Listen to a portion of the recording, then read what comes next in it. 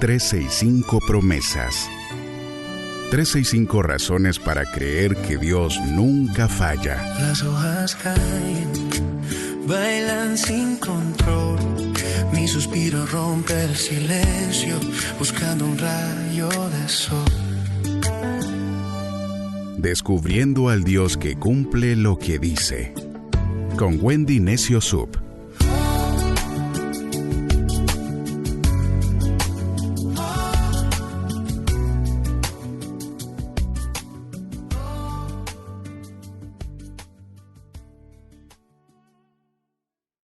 ...4 de mayo, promesa 124. Tus decisiones de hoy están construyendo la vida que mañana vas a vivir. Hoy esta promesa la encontramos en Proverbios capítulo 14, versos del 22 al 24. Vamos a leerlo en la Nueva Traducción Viviente que dice: si te propones hacer el mal, te perderás. Si te propones hacer el bien, recibirás amor inagotable y fidelidad. El trabajo trae ganancias, pero el solo hablar lleva a la pobreza. La riqueza es una corona para los sabios. El esfuerzo de los necios solo produce maldad. La Biblia, el mensaje, en estos mismos versos dice: ¿no es acaso evidente que los conspiradores salen perdiendo mientras que los considerados ganan el amor y la confianza de los demás? El trabajo arduo siempre da sus frutos. No basta meramente con hablar para poner pan sobre la mesa. Los sabios acumulan sabiduría. Los necios se vuelven cada día más incapaces. Lo cierto es que lo que tú decides con intención hoy, en el bien, en el trabajo, en la sabiduría, es la arquitectura silenciosa de tu mañana. Proverbios 14 forma parte de la gran colección de sabiduría atribuida al rey Salomón, el hombre a quien Dios mismo le preguntó: ¿qué quieres que te regale? Y él eligió sabiduría sobre riqueza y sobre poder. Y eso lo leímos en Primera de Reyes capítulo 3, versos del 5 al 9.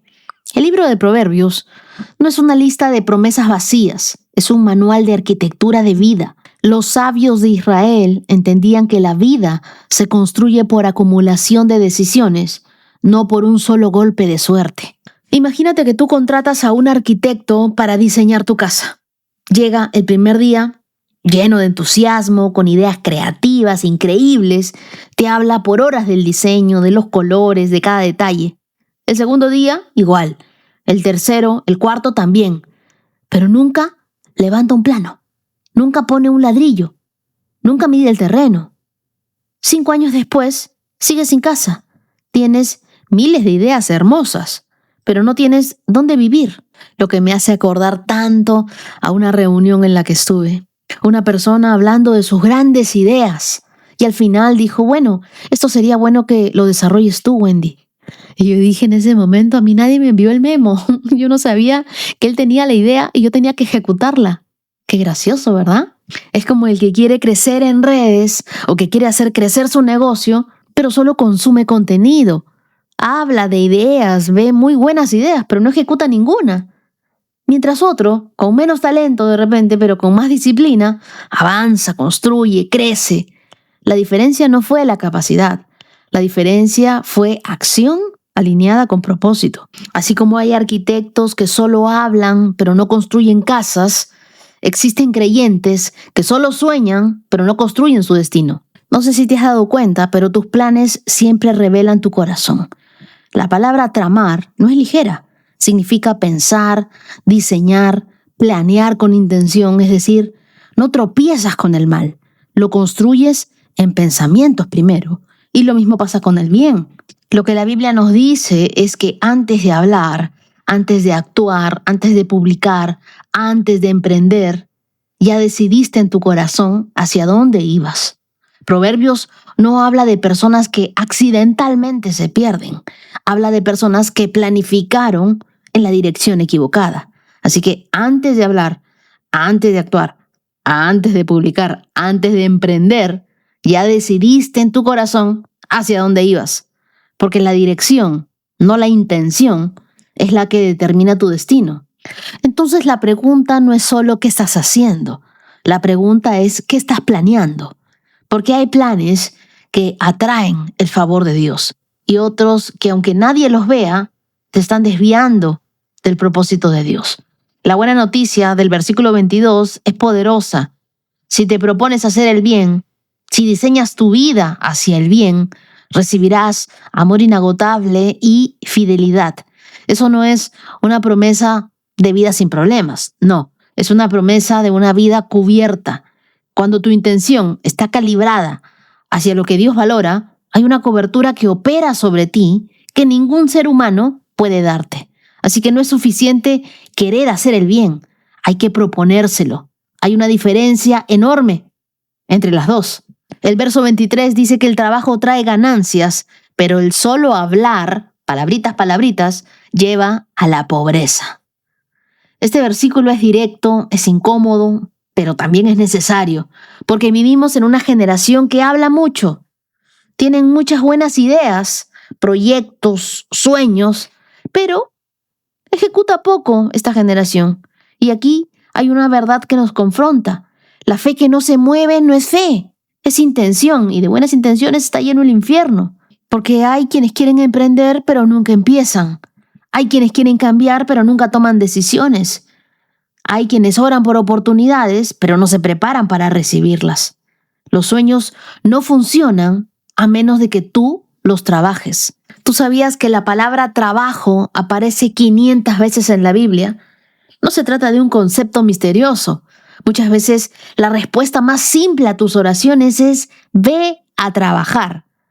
Porque Dios no hace jugo de naranja. Dios te hace las naranjas. La diferencia entre la promesa y el fruto es el trabajo que hay en medio. Los líderes que marcan generaciones no son los que hablan mejor, son los que hacen las cosas cuando nadie los está mirando. El trabajo invisible es el que produce resultados visibles. Esa oración que nadie vio, ese estudio que nadie aplaudió, esa decisión correcta que nadie conoció. Porque tú y yo somos personas de fe, pero quiero decirte, la fe también trabaja, la fe también se disciplina, la fe también actúa. Creer no es quedarse esperando en tu sillón, es moverse y hacerlo con convicción. Hay cosas que Dios ya te habló, pero Él está esperando que tú te levantes y las ejecutes. John Mason dice que la mayoría de las personas pasan la mitad de su vida diciendo que van a hacer algo y la otra mitad explicando por qué no lo hicieron. Lo que tú haces en silencio, Dios lo recompensa en público. Pero primero tienes que hacerlo. El verso 24 dice, la riqueza es una corona para los sabios. El esfuerzo de los necios solo produce necedad. La sabiduría se ve en los resultados.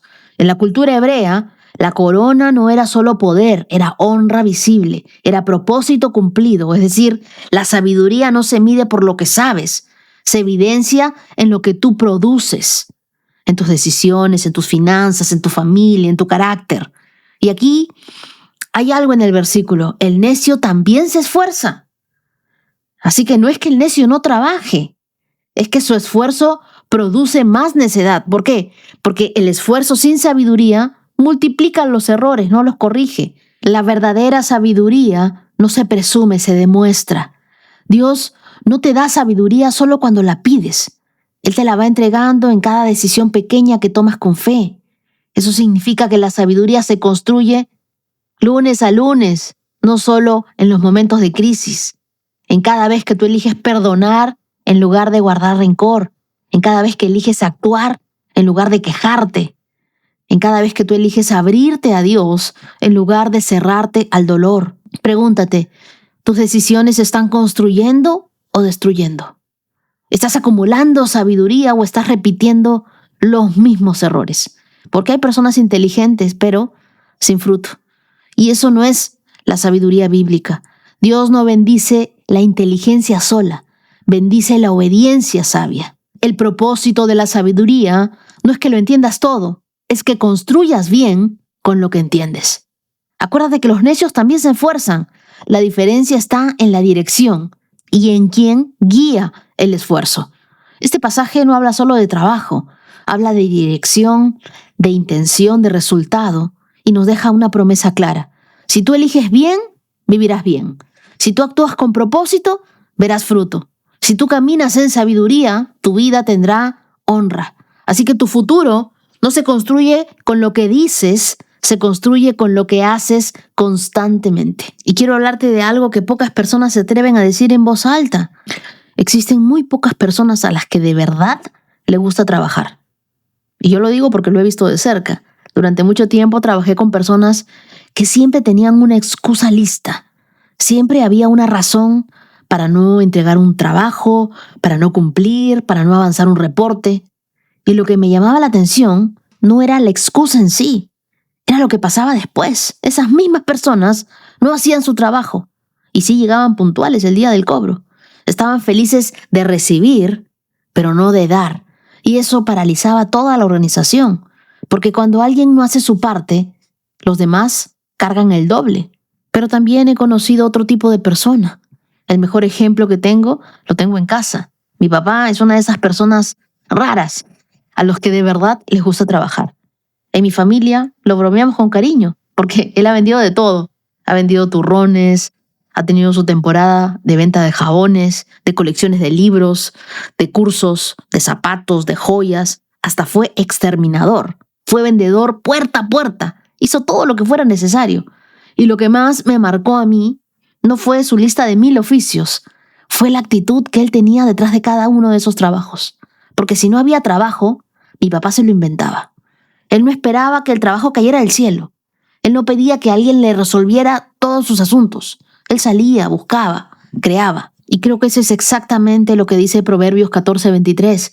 El trabajo arduo siempre da frutos, porque no existe una lotería espiritual. No hay un atajo consagrado. Tampoco existe una oración que te exima de trabajar. Porque si alguien te lo prometió, te mintió, ¿eh? La plata fácil es 1 en 1.000.000. El trabajo honesto, ese es el camino que Dios diseñó desde el principio. Nosotros somos llamados a ser buenos administradores de lo que Dios nos ha dado. Tiempo, talento, oportunidades. Y una buena administración no empieza con una oración bonita, empieza con levantarte y hacer lo que te corresponde. Pregúntate hoy, ¿hay algo que has dicho muchas veces, pero que aún no has dado el primer paso? ¿Estás acumulando sabiduría o estás repitiendo los mismos errores? Toma una decisión hoy, no mañana, hoy. Inicia eso que vienes postergando. Aunque sea un pequeño paso, dalo. Ordena todo lo que has descuidado. Puede ser un área, una relación, un hábito. Alinea tus decisiones con aquello que Dios ya te mostró. No esperes más confirmaciones. ¿Qué decisión concreta puedes tomar hoy que sea un ladrillo visible para la vida que tú quieres construir? Acompáñame en una oración. Dios, hoy reconozco que muchas veces he hablado más de lo que he actuado y he pensado sin alinear mis planes contigo.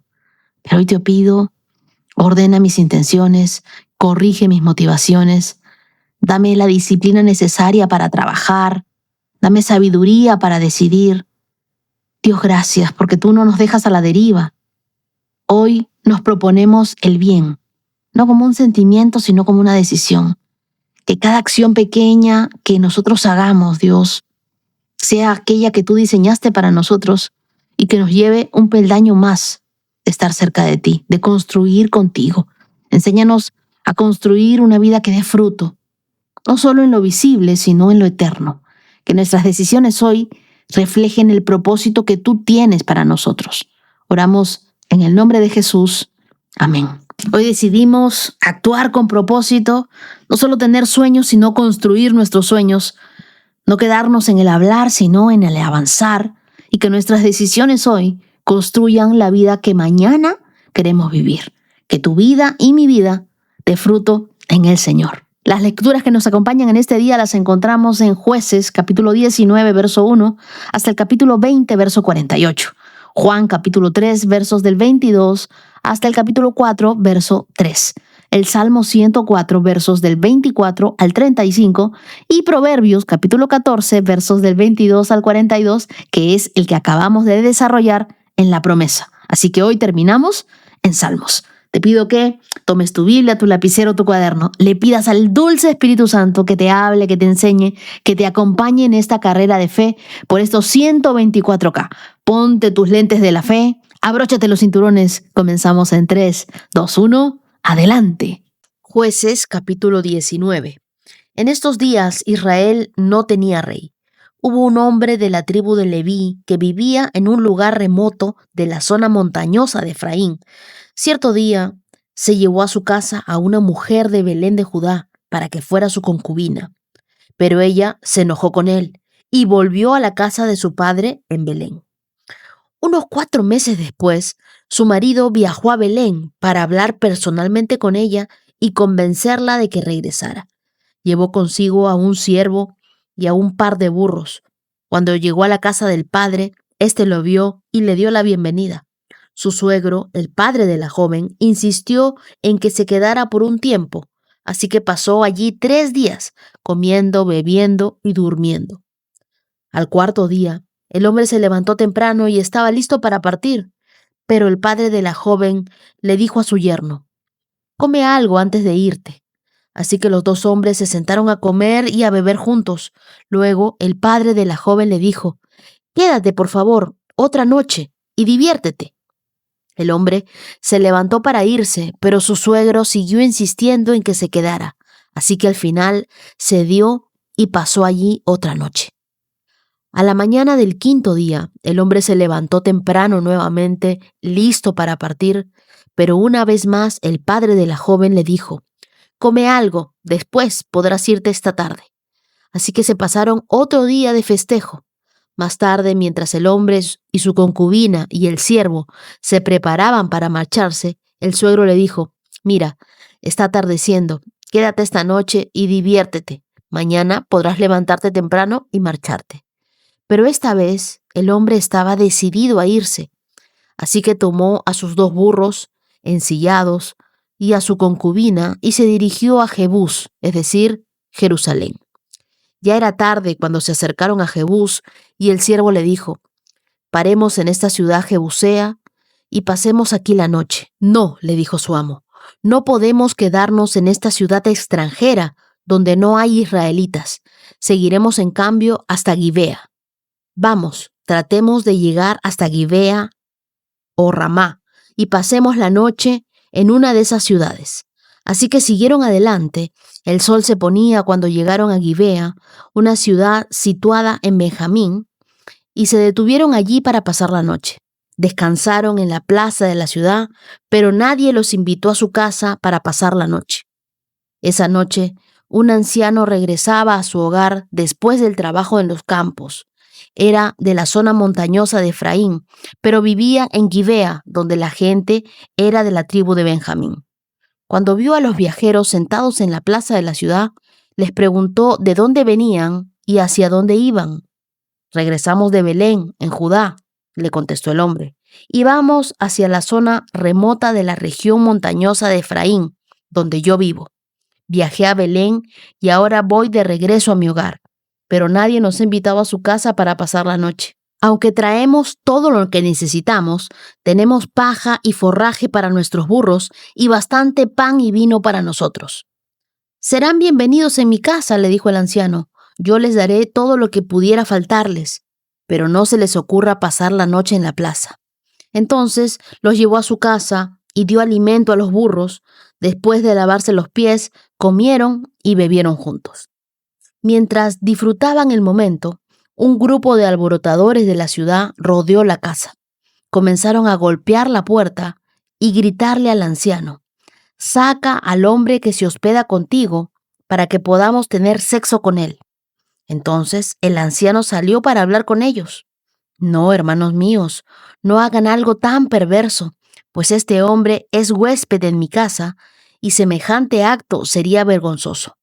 Miren, llévense a mi hija virgen y a la concubina de este hombre.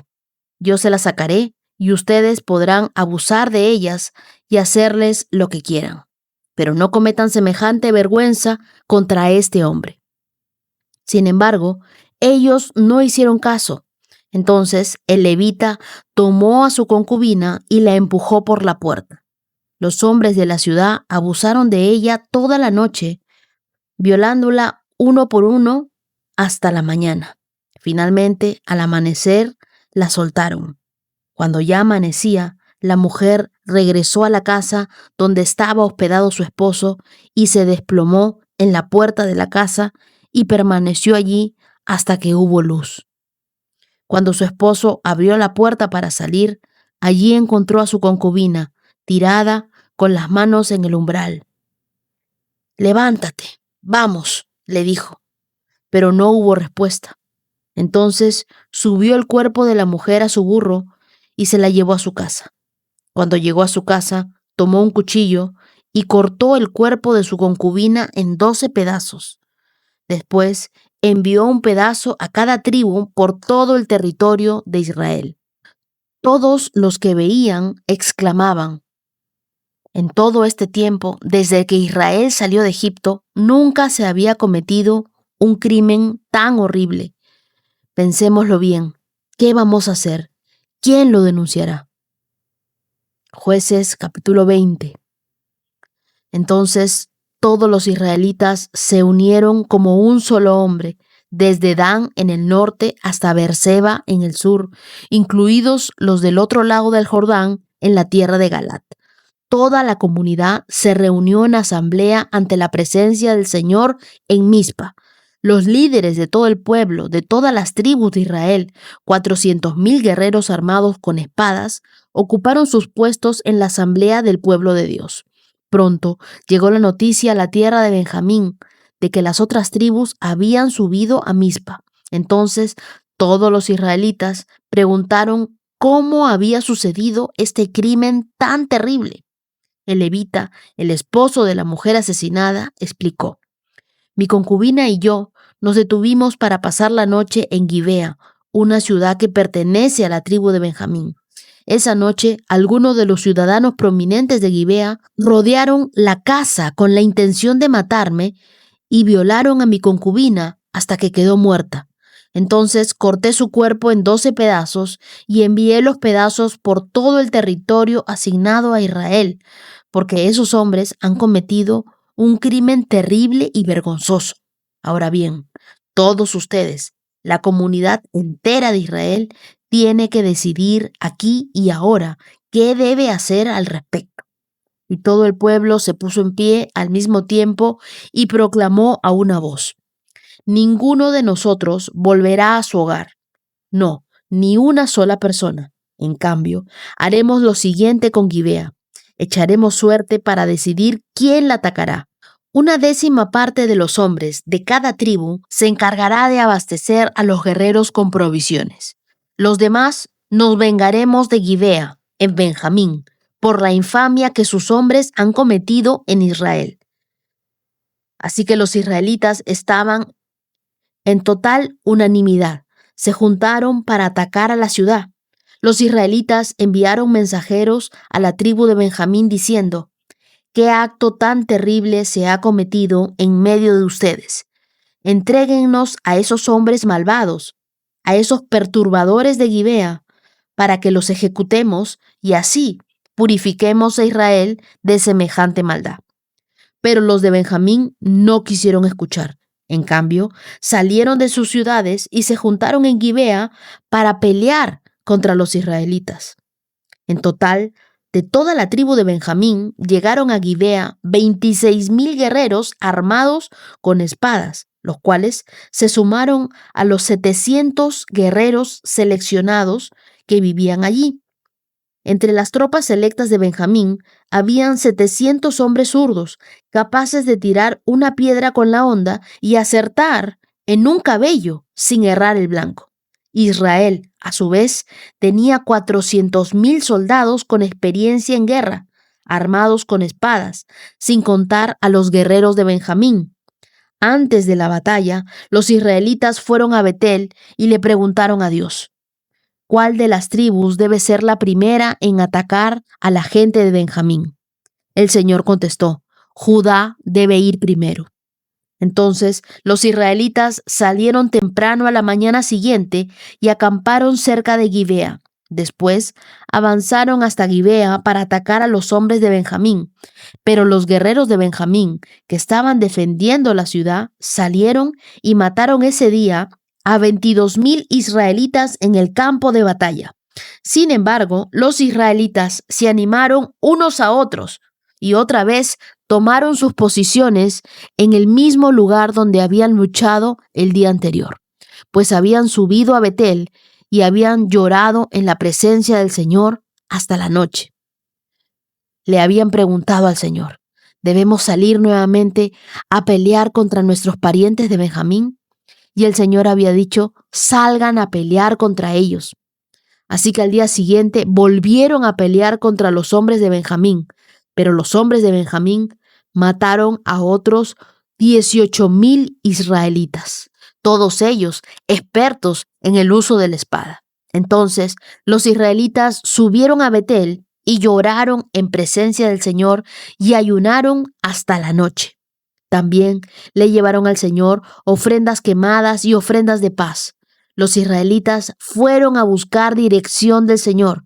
En esos días, el arca del pacto de Dios estaba en Betel, y el sacerdote era Finés, hijo de Eleazar y nieto de Aarón. Los israelitas le preguntaron al Señor: ¿debemos volver a pelear contra nuestros parientes de Benjamín o debemos detenernos? Y el Señor dijo: vayan, mañana se los entregaré. Entonces los israelitas armaron una emboscada alrededor de Gibea. Salieron al tercer día y tomaron sus posiciones en los mismos lugares que antes. Cuando los hombres de Benjamín salieron a atacar, fueron alejados de la ciudad y, tal como lo habían hecho antes, comenzaron a matar a los israelitas. Unos 30 israelitas murieron en el campo abierto y por los dos caminos, uno que lleva a Betel y el otro que lleva de vuelta a Gibea. Entonces los guerreros de Benjamín gritaron: los estamos derrotando igual que antes. Pero los israelitas habían planeado huir de antemano para que los hombres de Benjamín salieran a perseguirlos por los caminos y quedaran alejados de la ciudad. Cuando los guerreros israelitas llegaron a Baal Tamar, se dieron vuelta y tomaron sus posiciones de batalla. Mientras tanto, los israelitas que estaban escondidos en emboscada al occidente de Gibea salieron de repente a pelear. Sumaban 10,000 guerreros israelitas selectos que avanzaron contra Gibea. El enfrentamiento fue tan intenso que Benjamín no se dio cuenta del desastre que se avecinaba. Y el Señor ayudó a Israel a derrotar a Benjamín. Y ese día los israelitas mataron a 25,000 guerreros de Benjamín, todos expertos en el manejo de la espada. Entonces los hombres de Benjamín se dieron cuenta de que estaban vencidos. Los israelitas habían retrocedido frente a los guerreros de Benjamín para que los que estaban escondidos en emboscada tuvieran más terreno para maniobrar contra Gibea. Entonces los que estaban escondidos en los alrededores se lanzaron contra la ciudad y mataron a todos los habitantes. Habían acordado hacer una gran columna de humo desde la ciudad como señal. Cuando los israelitas vieron el humo, se dieron la vuelta y atacaron a los guerreros de Benjamín. Para entonces, los guerreros de Benjamín habían matado a unos 30 israelitas y gritaban: los estamos derrotando, como en la primera batalla. Pero los guerreros de Benjamín miraron hacia atrás y vieron el humo que se levantaba al cielo desde los rincones de la ciudad. Los hombres de Israel giraron y los atacaron. En ese instante, los hombres de Benjamín se aterrorizaron porque se dieron cuenta de que venía el desastre encima. Así que se dieron la vuelta y huyeron frente a los israelitas hacia el desierto, pero no pudieron escapar de la batalla y la gente que salió de las ciudades cercanas también pereció. Los israelitas cercaron a los hombres de Benjamín y los persiguieron sin tregua hasta que por fin los alcanzaron al oriente de Gibea. Ese día murieron en batalla 18,000 de los guerreros más fuertes de Benjamín. Los sobrevivientes huyeron al desierto hacia la roca de Rimón, pero Israel mató a 5,000 de ellos a lo largo del camino. Los israelitas continuaron persiguiéndolos hasta que mataron a otros 2,000 cerca de Gibón. Ese día, la tribu de Benjamín perdió 25,000 guerreros fuertes armados con espada y quedaron solo 600 hombres, quienes escaparon a la roca de Rimón, donde vivieron durante 4 meses. Entonces los israelitas regresaron al territorio de Benjamín y en todas las ciudades masacraron a todo ser viviente, a la gente, a los animales y a todo lo que encontraron. Y también quemaron por completo todas las ciudades por las que pasaron. Estamos frente a uno de los relatos más oscuros y también más dolorosos de la Biblia. Este episodio no tiene héroes, tiene solo víctimas y villanos. No hay jueces que rediman, ni líderes que inspiren. La frase que marca este tiempo se repite como un eco. En esos días, Israel no tenía rey. Cada uno hacía lo que bien le parecía. Jueces 21-25. Lo que comienza como una historia de reconciliación entre un levita y su concubina, termina en una violación, asesinato, desmembramiento y una guerra civil entre las tribus de Israel. Pero más allá de la crudeza del relato, el texto revela una verdad desgarradora. Cuando se pierde el temor de Dios, se desintegra la moral, se tergiversa la justicia y se pierde la identidad del pueblo de Dios. En Jueces 19, versos del 1 al 30, vemos que un levita viaja para traer de regreso a su concubina infiel y luego decide pasar la noche en Gibea, una ciudad de la tribu de Benjamín. Allí, hombres perversos rodean la casa y piden violarlo. Para protegerse, entrega a su concubina a la multitud, quienes la abusan toda la noche hasta que muere. Y él luego corta su cuerpo en 12 pedazos y lo envía por todo Israel como una alarma nacional. Yo creo que esto es como cuando las personas ven una tragedia viralizada en redes sociales, se escandalizan, pero no cambian. Miramos, lloramos y seguimos con lo nuestro. El levita hizo eso, actuó con indignación, pero no con compasión, tampoco con arrepentimiento. Él denunció el pecado de los otros, pero no vio su propia crueldad. Yo te pregunto, ¿tú te has vuelto insensible al dolor ajeno?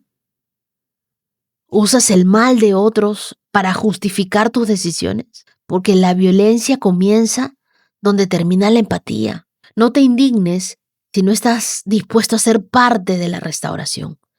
Antes de juzgar, escucha, como si fuera tu hijo, como si fuera tu madre, como si fuera tu historia, para que, una vez puesto en los zapatos del otro, sientas lo que está sintiendo el otro. Y luego, en Jueces 20, las tribus de Israel se reúnen en Mizpa. Indignadas por lo sucedido, deciden castigar a Benjamín por no entregar a los culpables. Y Benjamín, en vez de arrepentirse, decide proteger a los agresores.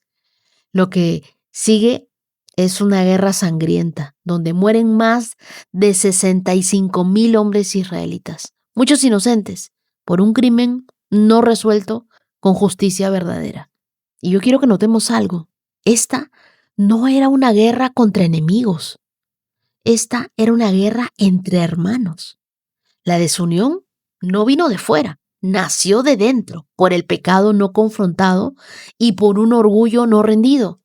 Es como familias destruidas por el silencio ante el abuso o una sociedad que castiga sin restaurar. Mira, cuando algo te indigne, detente y ora antes de actuar. Confronta el pecado, pero sin perder la gracia. Pregúntate siempre, ¿estoy buscando justicia o estoy buscando venganza? Y en los versos del 18 al 28, las tribus consultan a Dios antes de la batalla, pero lo hacen desde la indignación, no desde el arrepentimiento. Dios permite que pierdan 2 veces para enseñarles que la victoria no depende del enojo, sino de la humillación. No todo lo que parece una causa justa tiene la aprobación de Dios. Si tu corazón está torcido, tienes que ponerte a cuentas con Dios. ¿Cómo nos presentamos entonces delante de Dios? ¿Con un corazón rendido o solo con quejas y exigencias? Antes de cualquier decisión importante, busca a Dios en ayuno, en oración y no con justificaciones. Pregúntale a Dios, Señor, ¿qué quieres enseñarme en esto? Antes de que actúe, por favor, dime, ¿qué hago? Y me llena de tristeza porque el relato termina con una nación fragmentada, una tribu casi extinguida y una justicia incompleta. Todo porque no había rey. Y cada uno hacía lo que bien le parecía. Jueces 21-25. Hoy este relato sigue siendo como un espejo. Altares sin fuego, justicia sin corazón y una sociedad sin la presencia de Dios. ¿Y saben qué? El problema no es el mal en el mundo, sino el vacío espiritual en los que deberían ser luz. Juan, capítulo 3, verso 22. Luego Jesús y sus discípulos salieron de Jerusalén y se fueron al campo de Judea. Jesús pasó un tiempo allí con ellos, bautizando a la gente. En ese tiempo, Juan el Bautista bautizaba en Enón, cerca de Salim, porque allí había mucha agua y la gente iba a él para ser bautizada. Esto ocurrió antes de que metieran a Juan en la cárcel. Surgió un debate entre los discípulos de Juan y cierto judío acerca de la purificación ceremonial. Entonces los discípulos de Juan fueron a decirle, Rabí, el hombre que estaba contigo al otro lado del río Jordán, a quien identificaste como el Mesías, también está bautizando a la gente, y todos van a él en lugar de venir a nosotros. Juan respondió, nadie puede recibir nada a menos que Dios se lo conceda desde el cielo. Ustedes saben que les dije claramente, yo no soy el Mesías, estoy aquí solamente para prepararle el camino a él. Es el novio quien se casa con la novia, y el amigo del novio simplemente se alegra de poder estar al lado del novio y oír sus votos. Por lo tanto, oír que él tiene éxito me llena de alegría. Él debe tener cada vez más importancia y yo menos.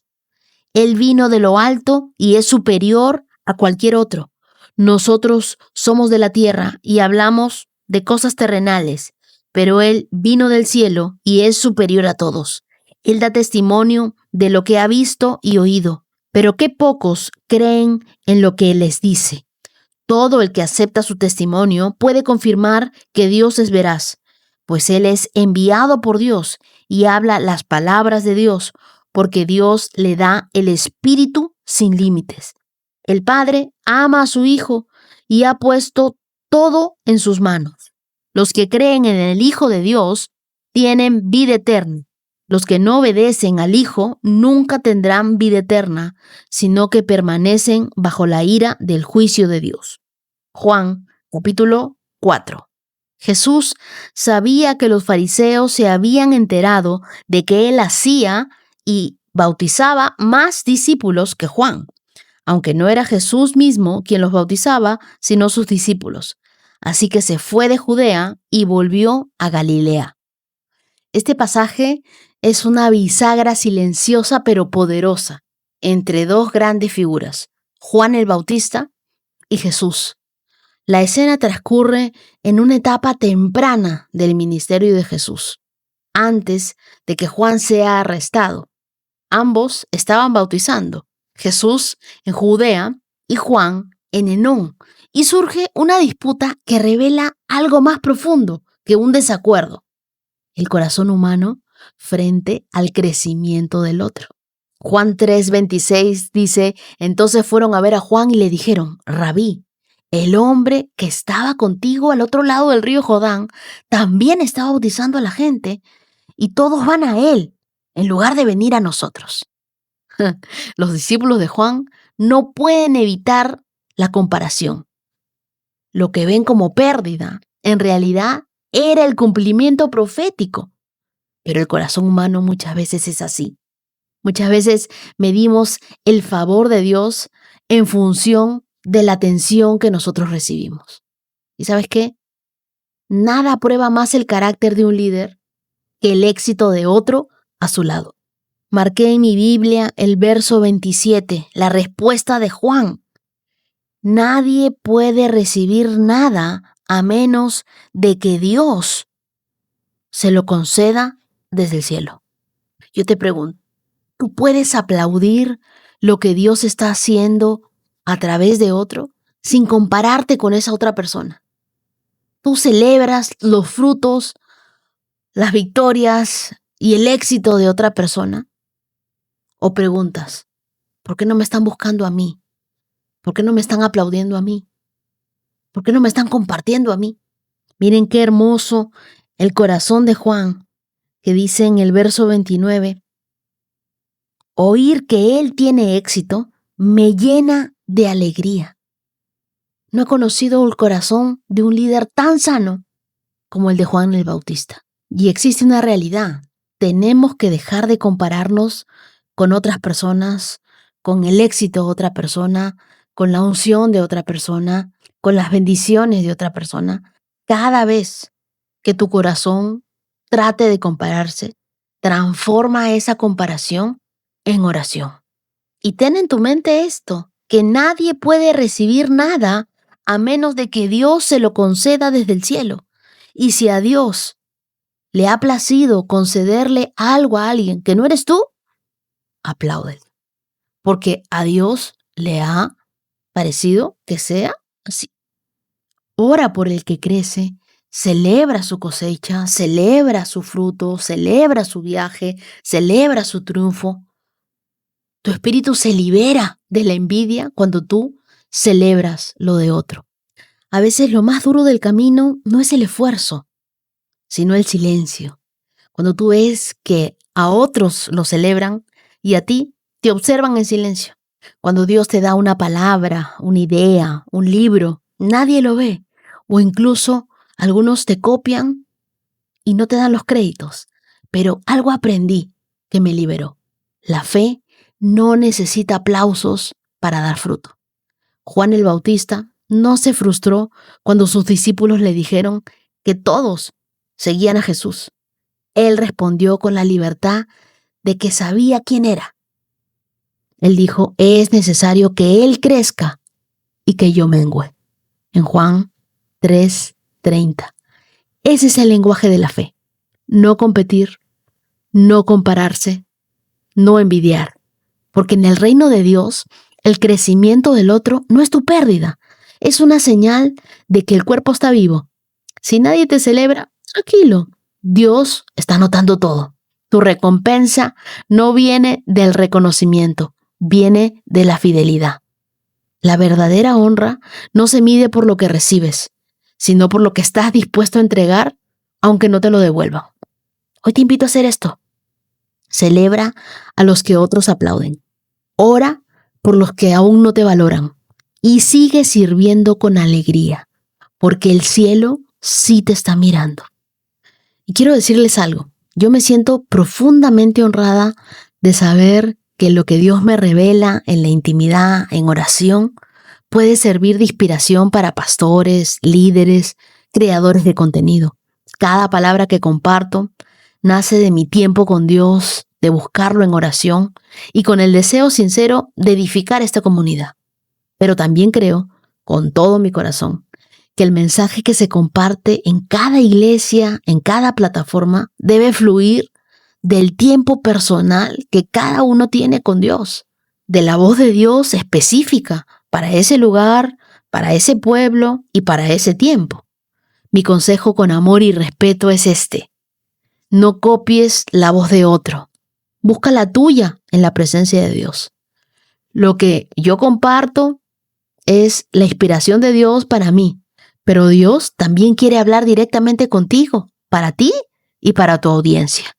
Y si algo que escuchas, que ves o que lees te bendice tanto como para compartirlo, siempre honra su origen. Porque cuando hay crédito, hay integridad. Y donde hay integridad, Dios se queda. Vemos en Juan el verdadero corazón de siervo, ¿no? Versos del 27 al 30, donde él dice, nadie puede recibir nada a menos que Dios se lo dé del cielo. Es necesario que Él crezca y que yo mengüe. Juan sabía exactamente cuál era su papel. preparar el camino, no competir con el camino, preparar el camino.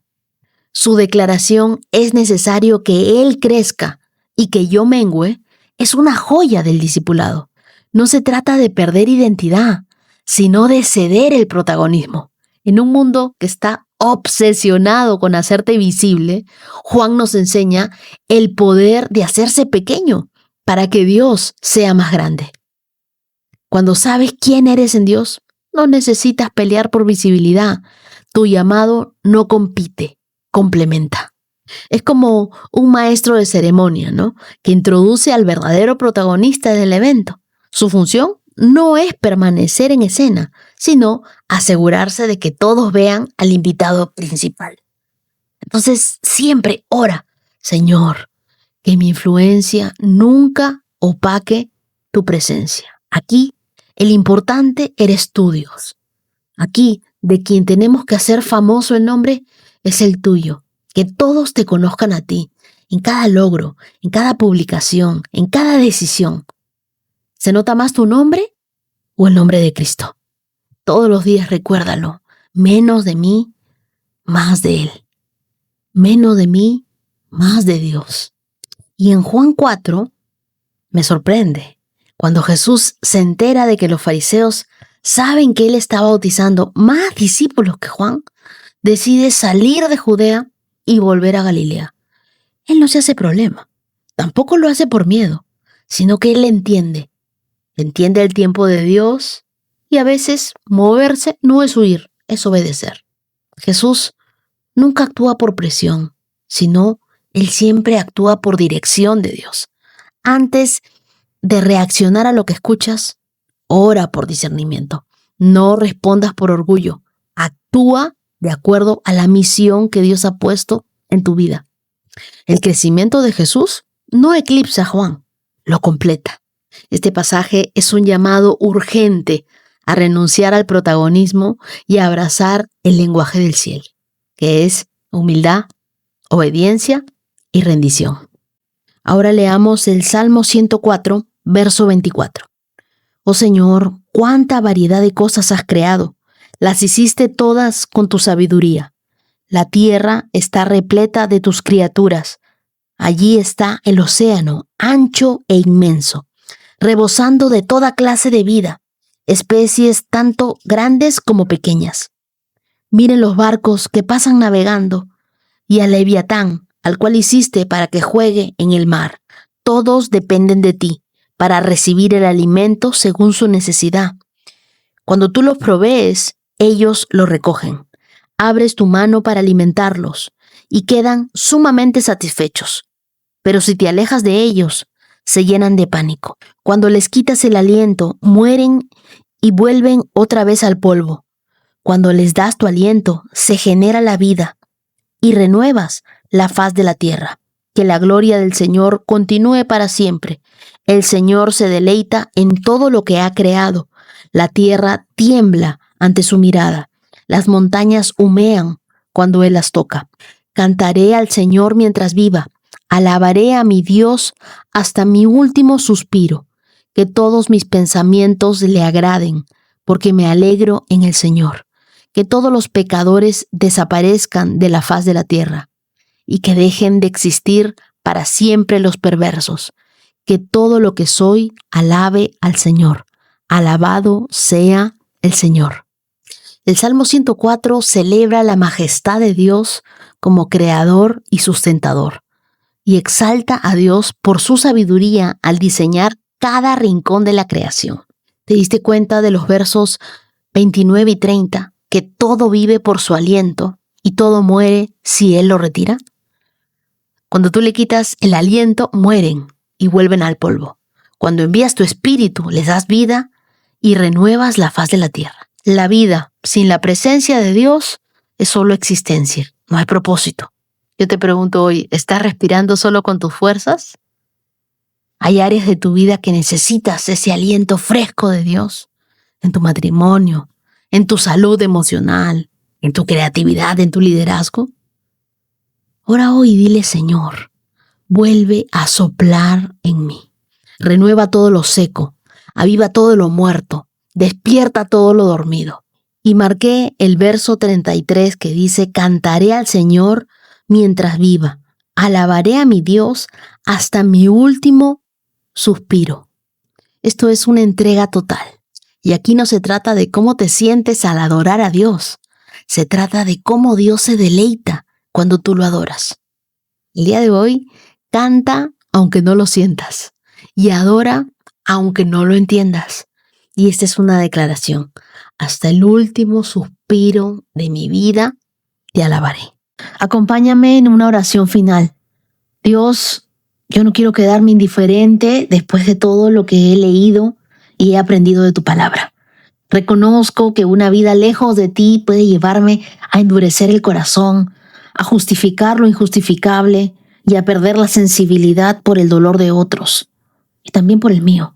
Perdóname si alguna vez yo he actuado sin compasión, si he buscado justicia sin amor o si he querido hacer las cosas a mi manera sin rendirte mi corazón. Hoy entiendo, Señor, que cuando tú no gobiernas, todo se desordena por dentro. Dios mío, líbrame de convertirme en alguien que ve el mal, pero que no se quebranta, que no le duele. Líbrame de vivir sin empatía, sin vivir una fe sin presencia. Líbrame de una conciencia dormida, de una vida que se acostumbra a lo incorrecto. Crea en mí un corazón sensible, que sienta como tú sientes. Enséñame a detenerme, a reaccionar, a orar antes de decidir, a humillarme antes de exigir algo.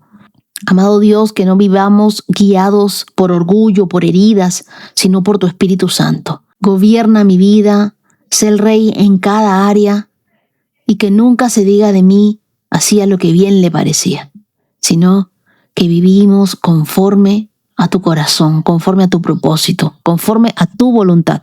Oramos en el nombre de Jesús. Amén. Y así hemos terminado nuestros 124K. Ahora te invito a escuchar el testimonio de Sandra Rangel.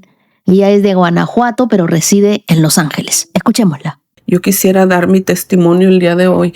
Yo empecé contigo este año haciendo el reto de 365 días y cada vez que escucho la palabra de Dios, abro la Biblia y leo contigo, he comprendido que Dios me habla. Todo lo que me pasa es como que si Él me diera una respuesta.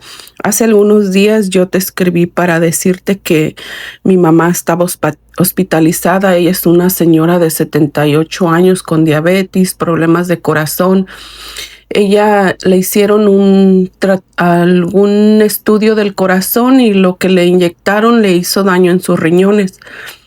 Entonces la tuvieron que internar y sus riñones estaban fallando y le dijeron que tenía que hacer diálisis.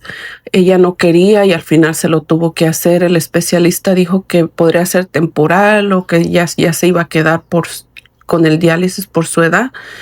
Pero este es un milagro porque yo se lo entregué a Dios, me hinqué y oré por ella.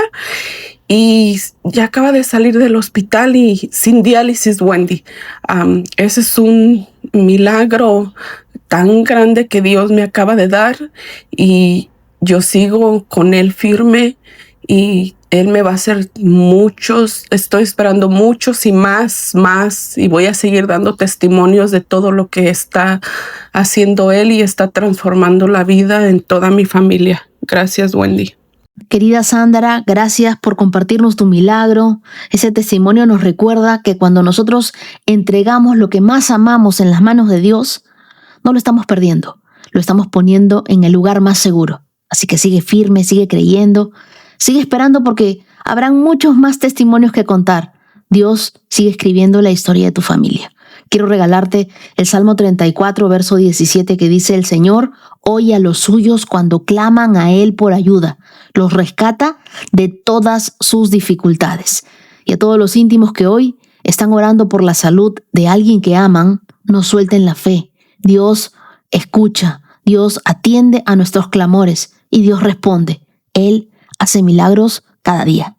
Y ahora te cuento el testimonio de Sebastián Perilla. Él es un joven colombiano que terminó el colegio el año pasado y junto a su familia tomó una decisión muy importante: viajar al Reino Unido a estudiar. Antes de salir de Colombia, mientras iban de camino al aeropuerto, estaban atrasados. Sebastián hizo una oración sencilla pero poderosa. Le dijo a Dios: papá, si es tu voluntad que yo haga este viaje, que sea para fortalecerme en la fe y para el bien de todos. Y Dios abrió la puerta. Pero al llegar al Reino Unido, no todo fue fácil. Sebastián se sintió solo, lejos de su familia, sin entender bien el inglés, enfrentando una nueva cultura, nuevas calles, nuevas rutinas, muchos temores. Un día salió a la playa a llorar porque se sentía mal, confundido, lejos de casa. En esos días el Espíritu Santo puso en su corazón 3 palabras: perspectiva, paso a paso y límites. Tiempo después, caminando de regreso a casa, se perdió. No conocía bien el barrio, se cansó, quiso tomar un bus, pero comenzaron a llegar pensamientos de inseguridad y temor. El internet dejó de funcionar, empezó a llover y terminó dando vueltas hasta regresar a la misma estación. En medio de ese momento, Dios le habló. Sebastián entendió algo profundo. Voy por el buen camino, pero si me dejo guiar por mis inseguridades y temores, me puedo perder y tardar más en volver al mismo punto. Al día siguiente, mientras leía la Biblia en el comedor de la casa donde vive, llegó la señora de la casa y comenzaron a conversar. Sebastián empezó a ver detalles que no eran casualidad. La señora cumple años el mismo día que sus hermanos. Trabaja en algo relacionado con lo que hace su papá. La casa queda cerca a la estación del tren. Tienen supermercado cerca y ella ha sido una persona muy buena con él. Entonces Sebastián dijo, esto no puede ser casualidad. Dios me está hablando y me está protegiendo. Y como si fuera poco, al día siguiente, en clase, se quedó hablando con su profesora y ella le dijo exactamente una de las palabras que Dios le había dado: paso a paso. Ahí Sebastián entendió que verdaderamente Dios le estaba hablando. Desde entonces, Dios ha ido cambiando su perspectiva. Le ha ayudado a acercarse más a Él, a trabajar en su amor propio, a entender mejor el inglés, a elegir su carrera y a comprender que todo lo que haga debe hacerlo con amor, porque Dios es amor. Sebastián hoy reconoce que Dios responde a las oraciones, que es un Dios de pactos y que nos da herramientas para seguir adelante. Pero también nos llama a actuar, a confiar y a decidir ser agradecidos. Y nos deja una recomendación. Él tiene su diario de agradecimiento, porque cuando viene la ansiedad, los temores o las inseguridades, a él le ha ayudado mucho recordar lo que Dios ya hizo y así recuperar su fe. Querido Sebastián, qué hermoso escucharte. Me emociona ver cómo un joven reconoce la voz de Dios a través de los detalles, porque a veces nosotros pensamos que Dios solo habla en cosas grandes, muy espectaculares, pero Dios nos habla con una palabra, nos habla de forma sencilla, en una conversación, no en una coincidencia, sino en una lluvia, en una estación, a través de una profesora, a través de un podcast. Tú estás viviendo algo que muchos jóvenes necesitan entender. Crecer también duele, obedecer asusta, empezar de nuevo también te puede hacer llorar, pero cuando Dios te lleva a un lugar nuevo, nunca te manda solo, Él va contigo. Ojo que no tienes que entender todo hoy, no tienes que dominar el idioma mañana, no tienes que resolver toda tu vida la próxima semana, solo tienes que aprender a caminar con Dios. Te quiero regalar Proverbios capítulo 3, versos del 5 al 6, que dice: confía en el Señor con todo tu corazón y no dependas de tu propio entendimiento. Busca su voluntad en todo lo que hagas y Él te mostrará cuál camino tomar. Y ahora quiero agradecer a los corazones generosos íntimos de esta hermosa comunidad. Primero, a mi querida amiga Sandri Córdoba. Dios te bendiga, querida. Muchas gracias a María Sánchez Aldana. Dios te bendiga, Heriberto Arteaga. Muchas gracias a Madeleine Rulán. Bendiciones a Marta Ríos Ramírez, a Wanda Rodríguez, a Lucía Domínguez Salazar, a Mari González. Y gracias a todos los que se conectaron al vivo a través de mi canal de YouTube. Gracias también a esos corazones, a esos stickers de supergracias. Muchas gracias a Yajaira Casares. Dios te bendiga, Eldita. Gracias, Aida. Gracias, Judith. Gracias, Patricia Rodríguez. Gracias a Ubis Bello. Y a ustedes, queridos, quiero regalarles Éxodo capítulo 23, verso 20, que dice: yo envío un ángel delante de ti para que te proteja en el viaje y te lleve a salvo al lugar que te he preparado. Dios ha preparado increíbles lugares para nosotros y Él no solo nos envía un ángel, Él también nos acompaña en todo lo que hacemos. Quiero que sepan también que ustedes estarán en mis oraciones. Muchas gracias, querida comunidad de íntimos, por acompañarme hasta aquí. Nos vemos el día de mañana con más de la presencia de Dios. Que tengan un día lleno de fe y de milagros. Shalom, shalom. Has escuchado 365 Promesas. Síguenos en Facebook e Instagram, @Wendy Necio Sub. Hasta la próxima. Bailan sin control, mi suspiro rompe el silencio, buscando un rayo de sol. Promesa, promesa, promesa que salva. Oh, promesa, promesa, promesa que guía. Promesa, promesa plena en ti.